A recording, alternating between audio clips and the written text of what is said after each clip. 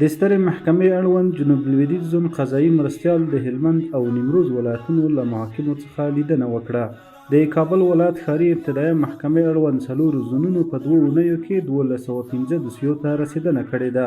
د بامیان، سمنګان او سرپل ولایتونو محاکمو د 1440 هجري قمري کال په 3مه روبه کې 2980 حقوقي او جزایي دوسیو ته پر رسېدنه سربیره 1988 وثیقې هم اجرا کړي دي.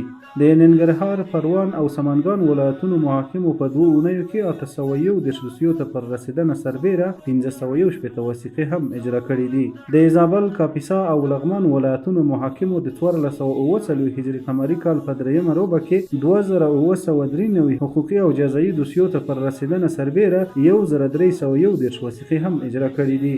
د غزني ولایت محاکمو په 2 اونیو کې 343 دوسیو ته پر رسېدنه سربیره 233 وثیقې هم اجرا کړي دي.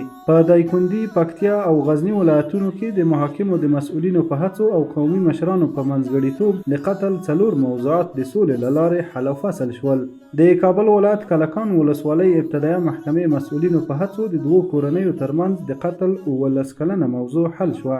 د روزګان، کونړ او لوګر ولایتونو محاکمو د 1440 هجري قمري کال په 3مه روبه کې 2926 حقوقي او جزایي دوسیو ته پر رسېدنه سربیره 207 وثیقې هم اجرا کړي دي.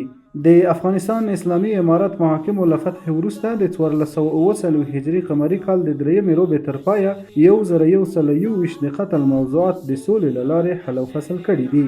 د نیمروز، پکتیکا، نورستان او دایکنډي ولایتونو محاکمو د 1440 هجري قمري کال په 3مه روبه کې 3042 حقوقي او جزایي دوسیو ته پر رسېدنه سربیره 1523 وثیقې هم اجرا کړي دي.